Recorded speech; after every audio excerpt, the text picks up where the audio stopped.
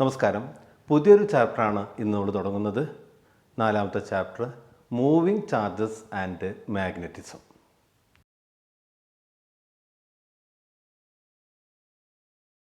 കഴിഞ്ഞ ക്ലാസ് കറൻറ്റിനെ കുറിച്ചിട്ടായിരുന്നു. ഈ കറൻറ്റിൻ്റെ ഒരു എക്സ്പെരിമെൻറ്റ് 1820 ഈസ്റ്റഡ് എന്ന് പറഞ്ഞൊരു ശാസ്ത്രജ്ഞൻ ചെയ്യുന്ന സമയത്ത് ആ ടേബിളുണ്ടായിരുന്നൊരു മാഗ്നറ്റിക് കോമ്പസ് ഡിഫ്ലക്റ്റ് ചെയ്യുന്നതായിട്ട് കണ്ടു. ഒരു കറൻറ്റിൻ്റെ എക്സ്പെരിമെൻ്റ് ചെയ്യുന്ന സമയത്ത് ഒരു കാന്തസൂചി ഡിഫ്ലക്റ്റ് ചെയ്യുക. ഈ ഒരു എക്സ്പെരിമെൻ്റാണ് മൂവിങ് ചാർജസ് ആൻഡ് മാഗ്നറ്റിസം എന്നുള്ള ഒരു സെക്ഷൻ്റെ തുടക്കം. ഈസ്റ്റഡ് ചെയ്ത ആ ഒരു എക്സ്പെരിമെൻറ്റ് നമുക്കൊന്ന് ചെയ്ത് നോക്കാം. ഇതൊരു കണ്ടക്ടറാണ്. ആ കണ്ടക്ടറിൻ്റെ ഇടയിൽ ഒരു കോമ്പസ് വെച്ചിട്ടുണ്ട്, മാഗ്നറ്റിക് കോമ്പസ്. അപ്പോൾ ഈ എക്സ്പെരിമെൻറ്റ് തുടങ്ങുന്നതിന് മുമ്പ് ഈ വയറിന് പാരലായിട്ട് ഈ കോമ്പസിൻ്റെ നോർത്ത് സൗത്ത് ഡയറക്ഷൻ അലൈൻ ചെയ്ത് വെക്കുകയാണ്. ഇനി ഈ കണ്ടക്ടറിലൂടെ കറൻറ്റിനെ കടത്തിവിടുക. ഈ ബാറ്ററിയുടെ പോസിറ്റീവ് ഈ കണ്ടക്ടറിൻ്റെ ഈ എൻഡിൽ കൊടുക്കാം. കറൻറ്റിൻ്റെ സാന്നിധ്യം മനസ്സിലാക്കാൻ വേണ്ടി ഒരു ബൾബ് ഇവിടെ കൊടുത്തിട്ടുണ്ട്. അപ്പോൾ ബാറ്ററിയുടെ നെഗറ്റീവ് ഒരു ബൾബിലേക്ക് കൊടുത്തു. ഈ എൻഡ് ഈ കണ്ടക്ടറിൻ്റെ ഓപ്പോസിറ്റ് എൻഡിലും കൊടുത്തു. ഇനി കറൻറ്റിനെ കടത്തിവിടാണ്. ഇപ്പോൾ നോക്കൂ, കറൻറ്റ് ഇവിടുന്ന് ഈ വഴിയാണ്, അതായത് പോസിറ്റീവിൽ നിന്ന് നെഗറ്റീവിലേക്കാണ് കറൻറ്റിൻ്റെ ഡയറക്ഷൻ. അപ്പോൾ കറൻറ്റിനെ കടത്തിവിടുകയാണ്. നോക്കൂ, ഈ കാന്തസൂചി ഡിഫ്ലക്റ്റ് ചെയ്തു. ഒന്നുകൂടി കാണിക്കാം. ഏത് ഡയറക്ഷനിലാണ് ഡിഫ്ലക്റ്റ് ചെയ്തതെന്ന് കൂടി മനസ്സിലാക്കുക. ഒന്നുകൂടി കറൻറ്റ് കടത്തിവിടുകയാണ്. പോസിറ്റീവിൽ നിന്ന് നെഗറ്റീവിലേക്കാണ്. നോക്കൂ, ഈ ഭാഗത്തേക്കാണ് ഡിഫ്ലക്റ്റ് ചെയ്തത്. ഇനി കറൻറ്റിൻ്റെ ഡയറക്ഷൻ മാറ്റുകയാണ്. ഒരു കറൻറ്റിൻ്റെ ഡയറക്ഷൻ എന്ന് പറഞ്ഞാൽ ഇവിടുന്ന് അങ്ങോട്ടാണ് ഇനി കറൻറ്റ് പോകേണ്ടത്. അപ്പോൾ അതിനെന്ത് ചെയ്താൽ മതി? ഈ പോസിറ്റീവ് എടുത്ത് ഈ ഭാഗത്തേക്ക് കൊടുക്കുക, നെഗറ്റീവ് ഈ ഭാഗത്തേക്കും കൊടുക്കുക. ഇപ്പോൾ ഇവിടുന്ന് ഇങ്ങോട്ടാണ് കറൻറ്റിൻ്റെ ഡയറക്ഷൻ ഉണ്ടാവുക. അപ്പോൾ എങ്ങോട്ടാണ് കാന്തസൂചി ഡിഫ്ലക്റ്റ് ചെയ്യുന്നത് നമുക്ക് നോക്കാം. യെസ്, കാന്തസൂചി ഇവിടുന്ന് അങ്ങോട്ടാണ്. കാന്തസൂചി ഇവിടുന്ന് ഈ ഡയറക്ഷനിലാണ് ഡിഫ്ലക്റ്റ് ചെയ്തത്. ഒന്നുകൂടി നമുക്ക് നോക്കാം. യെസ്, അതായത് കറൻറ്റിൻ്റെ ഡയറക്ഷൻ മാറുന്നതിനനുസരിച്ച് ഈ കാന്തസൂചിയുടെ ഡിഫ്ലക്ഷൻ്റെ ഡയറക്ഷനും മാറുന്നുണ്ട്. ഒരു കണ്ടക്ടറിലൂടെ കറൻറ്റ് കടന്നു പോകുന്ന സമയത്ത് അതിന് ചുറ്റും മാഗ്നറ്റിക് ഫീൽഡ് ഉണ്ടാവുമെന്ന് മനസ്സിലായി. കാരണം മാഗ്നറ്റിക് ഫീൽഡ് ഉണ്ടാകുന്ന സമയത്താണ് ഈ മാഗ്നറ്റിക് നീഡിൽ ഡിഫ്ലക്റ്റ് ചെയ്യുന്നത്. കറൻറ്റിൻ്റെ ഡയറക്ഷൻ മാറ്റുന്ന സമയത്ത് മാഗ്നറ്റിക് ഫീൽഡിൻ്റെ ഡയറക്ഷനും മാറും. അങ്ങനെ മാഗ്നറ്റിക് ഫീൽഡിൻ്റെ ഡയറക്ഷൻ മാറിയതുകൊണ്ടാണ് മാഗ്നറ്റിക് നീഡിലിൻ്റെ ഡിഫ്ലക്ഷനും ചേഞ്ച് ചെയ്തത്. അപ്പോൾ എങ്ങനെയാണ് മാഗ്നറ്റിക് ഫീൽഡ് ഉണ്ടാവുക? കറൻറ്റ് ഉണ്ടാവുമ്പോൾ. കറൻറ്റ് എന്ന് പറഞ്ഞാൽ എന്താ? Motion of charged particle. Charged particle move ചെയ്യുന്ന സമയത്താണ് മാഗ്നറ്റിക് ഫീൽഡ് ഉണ്ടാവുക. ചാർജ്ഡ് പാർട്ടിക്കിൾ റെസ്റ്റിലിരിക്കുന്ന സമയത്ത് അതിന് ചുറ്റും ഇലക്ട്രിക് ഫീൽഡ് ഉണ്ടാവും. അത് നമ്മൾ ഒന്നാമത്തെ ചാപ്റ്ററിൽ പഠിച്ചു. അതായത് ഇലക്ട്രിക് ഫീൽഡ് ഉണ്ടാവണമെങ്കിൽ ചാർജ് മതി. ആ ചാർജ് മൂവ് ചെയ്യണമെന്നില്ല. റെസ്റ്റിലിരിക്കുന്ന ഒരു ചാർജ് അതിന് ചുറ്റും ഇലക്ട്രിക് ഫീൽഡ് ഉണ്ടാക്കും. ആ ചാർജർ പാർട്ടിക്കിൾ മൂവ് ചെയ്യുന്ന സമയത്ത് ഇലക്ട്രിക് ഫീൽഡിന് പുറമെ അതെന്തും കൂടി പ്രൊഡ്യൂസ് ചെയ്യും? മാഗ്നറ്റിക് ഫീൽഡും കൂടി പ്രൊഡ്യൂസ് ചെയ്യും.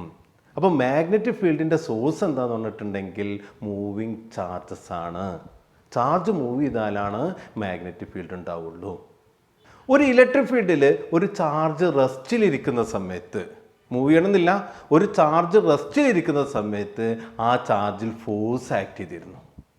ആ ഫോഴ്സിൻ്റെ ഇക്വേഷൻ ഏതായിരുന്നു? F = Q × E.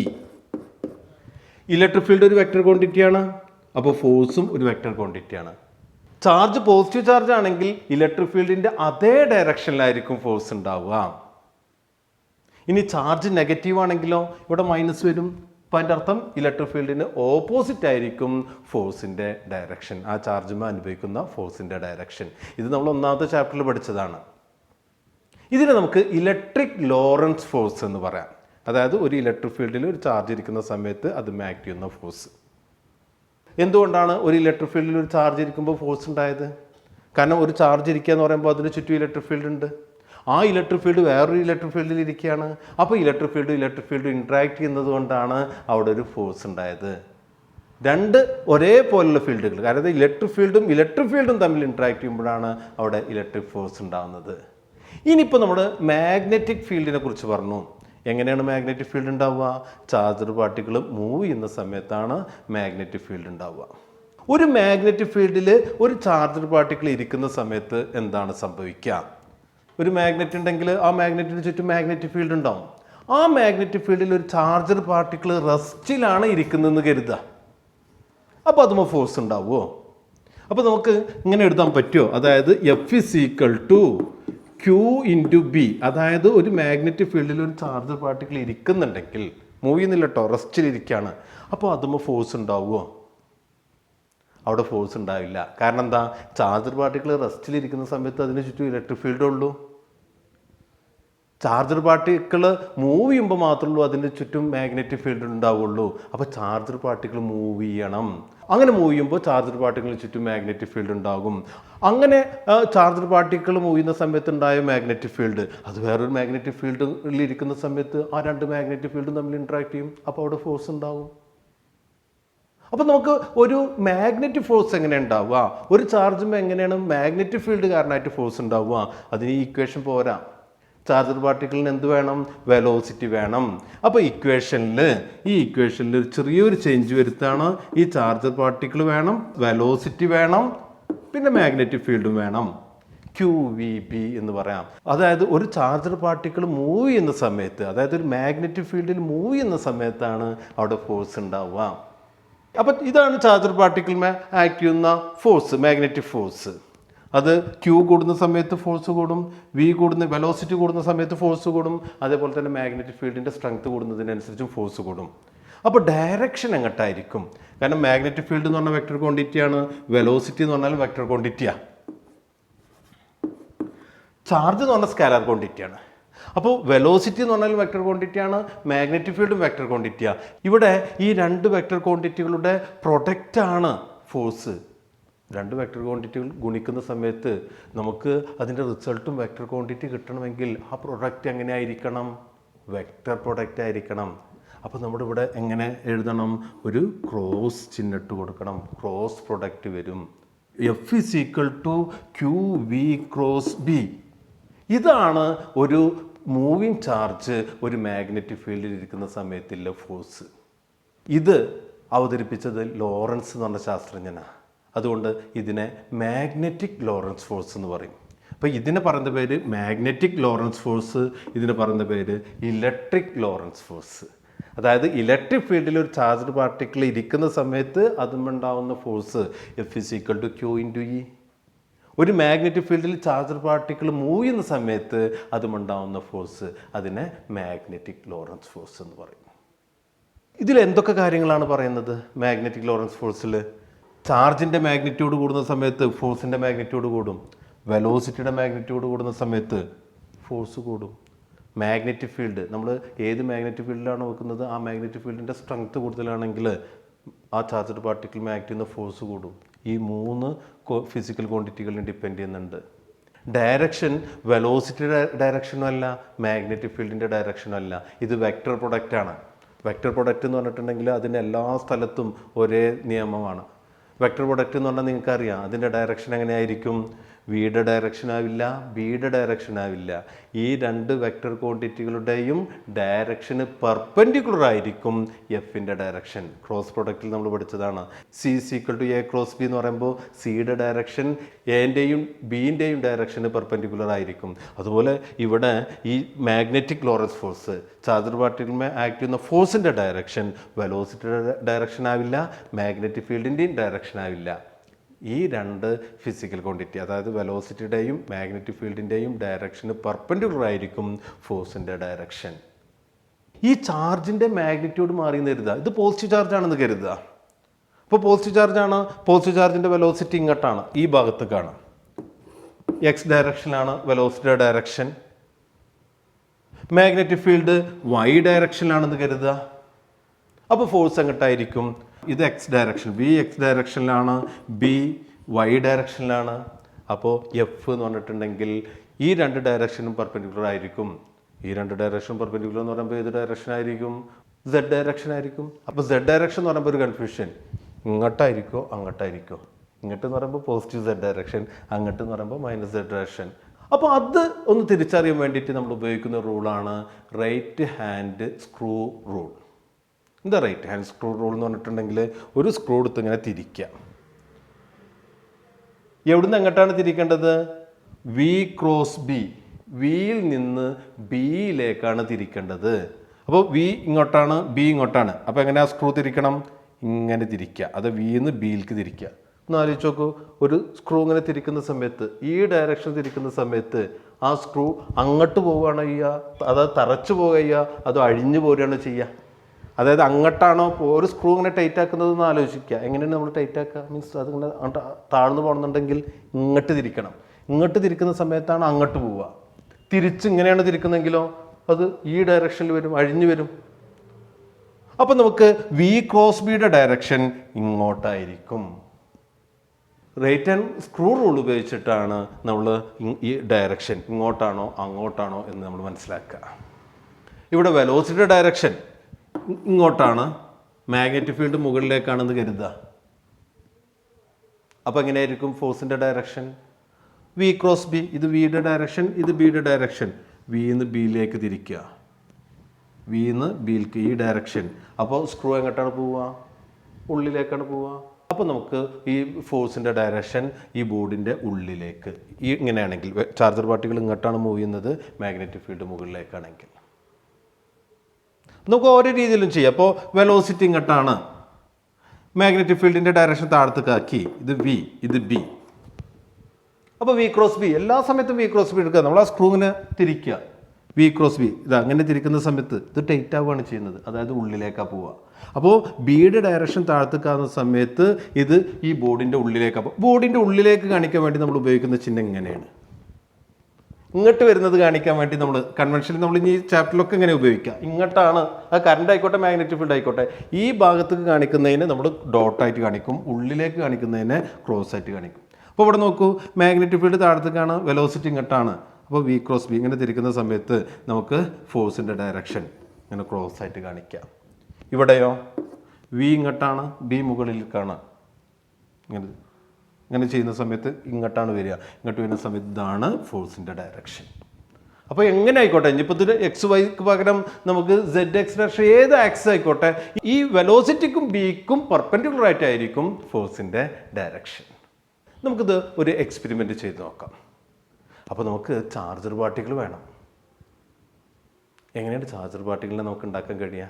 ഒന്നാമത്തെ ചാപ്റ്ററിൽ ചെയ്ത ഹൈ വോൾട്ടേജ് കൊടുക്കുന്ന സമയത്ത് ഈ ഗ്യാസ് മോളിക്യൂൾ, എയർ മോളിക്യൂൾ എന്ത് ചെയ്യും? അയണൈസ് ചെയ്യും.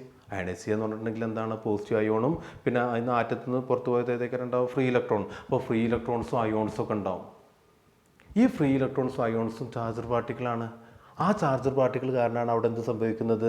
ഹൈ വോൾട്ടേജ് ഇങ്ങനെ അടുത്ത് വെക്കുന്ന സമയത്ത് അവിടെ സ്പാർക്ക് ഉണ്ടാവുക. ഇവിടെ ഇത് പോസിറ്റീവ് പൊളാരിറ്റിയാണ്, ഇവിടെ നെഗറ്റീവ് പൊളാരിറ്റി കൊടുത്തെന്ന് കരുതുക. അപ്പോൾ ഇവിടെയുള്ള പോസിറ്റീവ് അയോൺസ് ഈ പോസിറ്റീവ് പൊളാരിറ്റിയിൽ നിന്ന് നെഗറ്റീവ് പൊളാരിറ്റിയിലേക്ക് മൂവ് ചെയ്യും. അതേപോലെ തന്നെ നെഗറ്റീവ് ഇലക്ട്രോൺസ് മൂവ് ചെയ്യും. ഇലക്ട്രോൺസ് മൂവ് ചെയ്യുന്നത് എങ്ങനെയൊക്കെ ഉണ്ടാവുക? നേരെ ഓപ്പോസിറ്റ് ഡയറക്ഷനിലായിരിക്കും. ഓക്കെ, അപ്പോൾ ഇവിടെ ചാർജർ പാർട്ടിക്കിൾ മൂവ് ചെയ്യുന്നുണ്ട്. ഈ ചാർജർ പാർട്ടിക്കിൾ മൂവ് ചെയ്യുന്നതിൻ്റെ അടുത്തേക്ക് നമ്മളൊരു മാഗ്നറ്റ് കൊടുന്ന് വെക്കുക. ഇവിടെ പോസിറ്റീവ് ചാർജ് മാത്രമല്ലല്ലോ, നെഗറ്റീവ് ചാർജ് ഓപ്പോസിറ്റ് ഡയറക്ഷനിൽ മൂവ് ചെയ്യുന്നുണ്ടല്ലോ. അപ്പോൾ നമുക്ക് അതിനെക്കുറിച്ചും കൂടിയും പറയാം. എന്നിട്ട് രണ്ടും കൂടി ഒരുമിച്ച് പറഞ്ഞതിൻ്റെ ശേഷം നമുക്ക് എക്സ്പെരിമെൻറ്റ് ചെയ്യാം. അപ്പോൾ നെഗറ്റീവ് ചാർജ് ഇവിടുന്ന് ഇങ്ങോട്ടാണ് മൂവ് ചെയ്യുക, കാരണം ഇതിവിടെ നെഗറ്റീവ് പൊളാരിറ്റിയാണ്, ഇവിടെ പോസിറ്റീവ് പൊളാരിറ്റിയാണ്. അപ്പോൾ ഇവിടെ ഉണ്ടാവുന്ന ഈ ഫ്രീ ഇലക്ട്രോൺസ് ഇവിടുന്ന് ഇങ്ങോട്ട് മൂവ് ചെയ്യും, ഈ ഡയറക്ഷൻ. അപ്പോൾ അതിൻ്റെ വെലോസിറ്റി എന്ന് പറയുമ്പോൾ നമ്മൾ എന്ത് ചെയ്യാം? മൈനസ് വി ആണ്, minus V. Negative charge move ചെയ്യുന്നത് ഈ നെഗറ്റീവ് പൊട്ടൻഷ്യലിൽ നിന്ന് പോസിറ്റീവ് പൊട്ടൻഷ്യലിലേക്കാണ്, അതായത് ഈ ഡയറക്ഷനിലാണ്. അപ്പോൾ വെലോസിറ്റി ഡയറക്ഷൻ നെഗറ്റീവായി.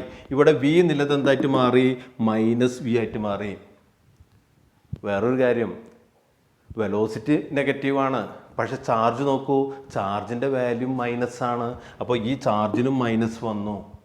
അപ്പോൾ ഈ മൈനസും അപ്പോഴും എന്തായിട്ട് മാറുകയാണ്? പ്ലസ് ആയിട്ട് വരും. അപ്പോൾ നെഗറ്റീവ് ചാർജ് ആക്ട് ചെയ്യുന്ന ഫോഴ്സ് എന്ത് വരുന്നത്? ക്യൂ വി ക്രോസ് ബി തന്നെയാണ്. പോസിറ്റീവ് ചാർജ് ആക്ട് ചെയ്യുന്ന ഫോഴ്സ് എത്ര തന്നെയാണ്? ക്യൂ വി ക്രോസ് ബി ആണ്. അപ്പോൾ നെഗറ്റീവ് ചാർജ് ആണെങ്കിലും പോസിറ്റീവ് ചാർജ് ആണെങ്കിലും ഫോഴ്സിൻ്റെ ഡയറക്ഷൻ എങ്ങോട്ട് തന്നെ ആയിരിക്കും ഉണ്ടാവുക? വിൻ്റെയും ബിൻ്റെയും ഡയറക്ഷന് പെർപെൻഡിക്കുലർ ആയിട്ട്. ഒരു ഹൈ വോൾട്ടേജ് കൊടുത്ത് ഇവിടെ എയർ മോളിക്യൂളിനെ അയണൈസ് ചെയ്യാണ്. അപ്പോൾ എയർ മോളിക്യൂൾ അയണൈസ് ചെയ്തിട്ടുണ്ടാവുന്ന ഒരു രൂപമാണ് ഇവിടെ കാണുന്നത്. അയണൈസ് ചെയ്ത ഗ്യാസിൽ പോസിറ്റീവ് ചാർജ് ഉണ്ടാവും, അതേപോലെ തന്നെ നെഗറ്റീവ് ചാർജും ഉണ്ടാവും. പോസിറ്റീവ് ചാർജഡ് അയോൺസ് ബ്ലൂ വയറിൽ നിന്ന് യെല്ലോ വയറിലേക്കാണ് മൂവ് ചെയ്യുക. കാരണം ഹയർ പൊട്ടൻഷ്യൽ ബ്ലൂവിൻ്റെ ഭാഗത്താണ്, ലോ പൊട്ടൻഷ്യൽ യെല്ലോ വയറിലാണ്. എന്നാൽ നെഗറ്റീവ് ചാർജ് യെല്ലോ വയറിൽ നിന്ന് ബ്ലൂ വയറിലേക്കായിരിക്കും. ഈ ചാർജിൻ്റെ ഫ്ലോയുടെ ഡയറക്ഷന് പെർപെൻഡിക്കുലറായിട്ട് മാഗ്നറ്റിക് ഫീൽഡ് അപ്ലൈ ചെയ്യാണ്. ആ മാഗ്നറ്റിക് ഫീൽഡ് അപ്ലൈ ചെയ്യുന്ന സമയത്ത് രണ്ട് ചാർജിലും ഫോഴ്സ് ആക്ട് ചെയ്യും. രണ്ട് ചാർജിൽ ഫോഴ്സ് ആക്ട് ചെയ്യുന്നതും ഒരേ ഡയറക്ഷനായിരിക്കും. ആദ്യം ഇത് നോർത്ത് പോളാണ്. ഈ നോർത്ത് പോൾ ഇവിടുന്ന് അങ്ങോട്ട് അപ്ലൈ ചെയ്യാണ്. അപ്പം മാഗ്നറ്റിക് ഫീൽഡിൻ്റെ ഡയറക്ഷൻ അങ്ങോട്ടാണ്. അപ്പം നമുക്ക് എങ്ങനെയായിരിക്കും ഫോഴ്സിൻ്റെ ഡയറക്ഷൻ, ചാർജർ പാർട്ടിക്കിളിനെ ആക്ട് ചെയ്യുന്ന ഫോഴ്സ് അങ്ങോട്ടായിരിക്കും എന്ന് നമുക്ക് നോക്കാം. നോക്കൂ, ഇവിടെ നിങ്ങൾക്ക് ചാർജർ പാർട്ടിക്കിളിൻ്റെ മോഷൻ കാരണമായിട്ടുള്ള സ്പാർക്ക് നിങ്ങൾക്ക് കാണുന്നുണ്ട്. ഇതിൻ്റെ അടുത്തേക്ക് നോർത്ത് പോൾ കൊണ്ടുവരുന്ന സമയത്ത് നോക്കൂ, ഫോഴ്സിൻ്റെ ഡയറക്ഷൻ ഡൗൺവേർഡ് ആണ്. ചാർജ് പാർട്ടിക്കിൾ ആക്ട് ചെയ്യുന്ന ഫോഴ്സ് ഡൗൺവേർഡ് ആണ്.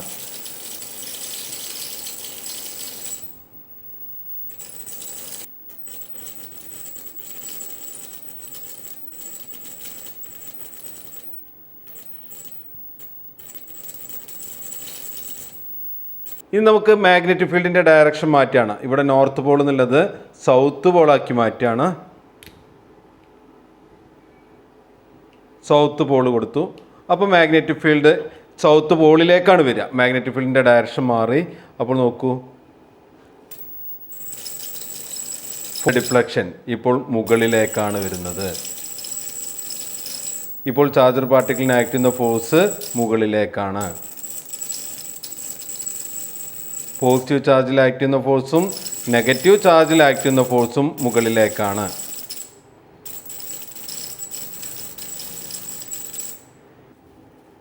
ഇവിടെ നോക്കൂ, മാഗ്നറ്റ് കൊണ്ടുവരുന്ന സമയത്താണ് അതിൻ്റെ ഫോഴ്സ് മുകളിലേക്ക് ആക്ട് ചെയ്യുന്നത്. മാഗ്നറ്റ് റിമൂവ് ചെയ്യുമ്പോൾ ആ ഫോഴ്സ് ഉണ്ടാവുന്നില്ല. ഓക്കെ, ഇപ്പോൾ നോക്കൂ, കറണ്ടിൻ്റെ ഡയറക്ഷൻ മാറ്റി. അപ്പോൾ പോസിറ്റീവ് ചാർജിൻ്റെ ഡയറക്ഷനും നെഗറ്റീവ് ചാർജിൻ്റെ ഡയറക്ഷൻ മാറി. അപ്പോൾ നമുക്ക് ഈ നോർത്ത് പോൾ ഇതിൻ്റെ അടുത്തേക്ക്, അങ്ങോട്ടാണ് നോർത്ത് പോളിൻ്റെ ഡയറക്ഷൻ. കറണ്ട് ഇവിടുന്ന് ഇങ്ങോട്ടായിരിക്കുന്ന സമയത്ത് നോർത്ത് പോൾ ഈ ഡയറക്ഷനിൽ കൊടുക്കുന്ന സമയത്ത് താഴത്തേക്കായിരുന്നു ഡിഫ്ലക്ഷൻ. ഇപ്പോൾ കറണ്ടിൻ്റെ ഡയറക്ഷൻ റിവേഴ്സ് ചെയ്തു, ഇങ്ങോട്ട് കൊടുക്കുന്നത് നോർത്ത് പോൾ തന്നെയാണ്. അപ്പോൾ നമുക്ക് നോക്കാം എങ്ങോട്ടായിരിക്കും ഡിഫ്ലക്ഷൻ എന്ന് നമുക്ക് നോക്കാം.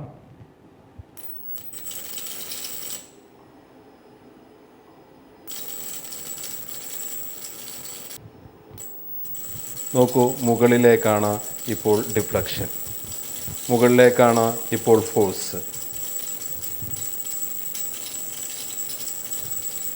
ഇനി സൗത്ത് പോൾ അപ്ലൈ ചെയ്യുന്ന സമയത്ത് കറണ്ടിൻ്റെ ഡയറക്ഷൻ ഇവിടുന്ന് അങ്ങോട്ടാണ്.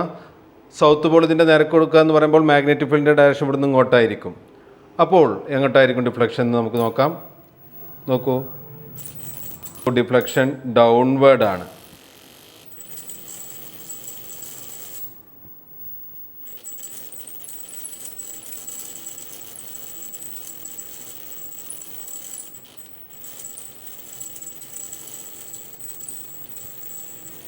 ഇനി നമുക്ക് ഈ ചാർജർ പാർട്ടിക്കിളിൻ്റെ മോഷന് പെർപെൻഡിക്കുലറായിട്ട് ഇലക്ട്രിക് ഫീൽഡ് കൊടുക്കാം. നമുക്കറിയാം ഇവിടെ പോസിറ്റീവ് അയോൺസ് ഉണ്ട്, നെഗറ്റീവ് അയോൺസ് ഉണ്ട്. അപ്പോൾ ഇതിന് അക്രോസ് ആയിട്ട് ഒരു ഇലക്ട്രിക് ഫീൽഡ് കൊടുക്കുന്ന സമയത്ത് പോസിറ്റീവ് ചാർജ് ഇലക്ട്രിക് ഫീൽഡിൻ്റെ അതേ ഡയറക്ഷനിൽ മൂവ് ചെയ്യും. അതായത് പോസിറ്റീവ് ചാർജഡ് അയോൺസ് ഇലക്ട്രിക് ഫീൽഡിൻ്റെ അതേ ഡയറക്ഷനിൽ മൂവ് ചെയ്യും. ഇലക്ട്രോൺസ് ഇലക്ട്രിക് ഫീൽഡിന് ഓപ്പോസിറ്റായിട്ടും മൂവ് ചെയ്യും.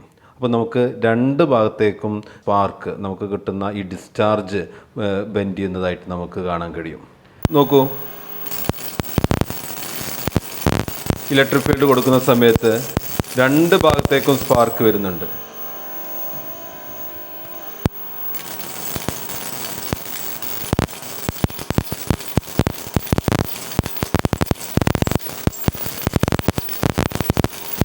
ഇലക്ട്രിക് ഫീൽഡിൻ്റെ അതേ ഡയറക്ഷനിൽ മൂവ് ചെയ്യുന്നത് പോസിറ്റീവ് അയോൺസ് ആണ്. ഇലക്ട്രിക് ഫീൽഡിന് ഓപ്പോസിറ്റായിട്ട് മൂവ് ചെയ്യുന്നത് ഇലക്ട്രോൺസ് ആണ്. ഇവിടെ ഇലക്ട്രിക് ഫീൽഡിന് പാരലായിട്ടോ ആൻറ്റി പാരലായിട്ടാണ് ചാർജർ പാർട്ടിക്കിൾ മൂവ് ചെയ്യുന്നത്. എന്നാൽ മാഗ്നറ്റിക് ഫീൽഡിന് പെർപെൻഡിക്കുലർ ആയിട്ടായിരുന്നു ചാർജർ പാർട്ടിക്കിൾ മൂവ് ചെയ്തിരുന്നത്. എപ്പോഴായിരിക്കും മാഗ്നറ്റിക് ലോറൻസ് ഫോഴ്സ് മാക്സിമം ആവുക? എഫിൻ്റെ ഇക്വേഷൻ ഇങ്ങനെയാണ്, F = QV × B എന്ന. ഈ വിയും ബിയും വെക്ടർ ക്വാണ്ടിറ്റിയാണ്. ഇപ്പോൾ ഫോഴ്സ് വെക്ടർ ക്വാണ്ടിറ്റിയാണ്. വിയും ബിയും പെർപെൻഡിക്കുലർ ആകുമ്പോഴാണ് മാക്സിമം ഫോഴ്സ് ഉണ്ടാവുക. എല്ലാ സമയത്തും പെർപെൻഡിക്കുലർ ആവണമെന്നില്ല. പെർപെൻഡിക്കുലർ ആകുമ്പോൾ മാക്സിമം ഫോഴ്സ് എന്നാണ്. അല്ലാത്ത ഏത് ആംഗിളിലും ഫോഴ്സ് ഉണ്ടാവും. മാക്സിമം ഫോഴ്സ് കിട്ടുന്നത് പെർപെൻഡിക്കുലർ ഡയറക്ഷൻ ആയിരിക്കുന്ന സമയത്താണ്. അപ്പോൾ നമുക്ക് ഇതിനെ എങ്ങനെ എഴുതാം? ജനറലി നമുക്ക് ഇങ്ങനെ എഴുതാം, equal to V B sine theta എന്നാണ് എഴുതുക. തീറ്റയ്ക്ക് ഏത് വാല്യൂ ആവാം. ഏത് വാല്യൂ ആവുന്ന സമയത്ത് അവിടെ നമുക്ക് ആ തീറ്റയുടെ വാല്യൂ ഇട്ട് കൊടുക്കുന്ന സമയത്ത് കിട്ടുന്ന ആ ഒരു വാല്യൂ, അതായിരിക്കും ഫോഴ്സിന്റെ ഇക്വേഷൻ. ഇവിടെ മാക്സിമം കിട്ടുന്നത് തീറ്റയുടെ വാല്യൂ 90 ഡിഗ്രി. അതുകൊണ്ടാണ് പെർപെൻഡിക്കുലർ ആയിരിക്കുന്ന സമയത്താണ് മാക്സിമം ഫോഴ്സ് കിട്ടുക എന്ന് പറഞ്ഞത്. അപ്പം 90 ഡിഗ്രി ആകുമ്പോൾ ഇവിടെ സൈൻ 90 എന്ന് പറയുന്ന സമയത്ത് നമുക്ക് F is equal to Q V B എന്ന് കിട്ടും. ഇനി മാഗ്നറ്റിക് ഫീൽഡിന്റെ അതേ ഡയറക്ഷനിലാണ് ചാർജർ പാർട്ടിക്കിൾ മൂവ് ചെയ്യുന്നത് കരുതുക. മാഗ്നറ്റിക് ഫീൽഡ് ഉണ്ട്, ചാർജർ പാർട്ടിക്കിൾ ഉണ്ട്, വെലോസിറ്റി ഉണ്ട്. പക്ഷെ മാഗ്നറ്റിക് ഫീൽഡിന്റെ അതേ ഡയറക്ഷനിലാണ് ചാർജർ പാർട്ടിക്കിൾ മൂവ് ചെയ്യുന്നതെങ്കിൽ അപ്പോൾ നമുക്ക് ഇവിടെ തീറ്റയുടെ വാല്യൂ 0 ആയിരിക്കും. തീറ്റയുടെ വാല്യൂ 0 ആയിരിക്കുന്ന സമയത്ത് F is equal to Q V B sine 0. Sine 0ന്റെ വാല്യൂ എത്രയാണ് വരിക? 0. അപ്പോൾ അതിൻ്റെ അർത്ഥം എന്താ? അവിടെ ആ ചാർജർ പാർട്ടിക്കിൾ ഫോഴ്സ് ആക്ട് ചെയ്യുന്നില്ല. അതായത് മാഗ്നറ്റിക് ഫീൽഡിന് പാരലായിട്ട് ഒരു ചാർജർ പാർട്ടിക്കിൾ മൂവ് ചെയ്യുന്ന സമയത്ത് അതുമ്പോൾ ഫോഴ്സ് ആക്ട് ചെയ്യില്ല. ഒരു മാഗ്നറ്റിക് ഫോഴ്സ് അതുമ്പോൾ ആക്ട് ചെയ്യില്ല. അത് അതേ ഡയറക്ഷനിൽ മൂവ് ചെയ്യും. ഇനി ചാർജർ പാർട്ടിക്കിൾ മാഗ്നറ്റിക് ഫീൽഡിന് മാഗ്നറ്റിക് ഫീൽഡ് ഇങ്ങോട്ടാണ്, ചാർജർ പാർട്ടിക്കിൾ അതിന് നേരെ ഓപ്പോസിറ്റ് ആയിട്ടാണ് മൂവ് ചെയ്യണമെന്ന് കരുതുക. അപ്പോൾ ആംഗിൾ എത്രയായിരിക്കും? 180. 180 ആയിരിക്കുന്ന സമയത്ത് സൈൻ 180യുടെ വാല്യൂ എത്രയാണ്? 0 ആണ്. അപ്പോഴും ഫോഴ്സ് ഉണ്ടാവില്ല. അതായത് ഒരു ചാർജർ പാർട്ടിക്കിൾ മാഗ്നറ്റിക് ഫീൽഡിന് പാരലായിട്ട് മൂവ് ചെയ്യുക അല്ലെങ്കിൽ ആൻറ്റി പാരലായിട്ട് മൂവ് ചെയ്യുക, ഈ രണ്ട് സമയത്തും ആ ചാർജർ പാർട്ടിക്കിളിൽ ഫോഴ്സ് ആക്ട് ചെയ്യില്ല. ബാക്കി ഏത് ആംഗിളിലും ഫോഴ്സ് ഉണ്ടാകും.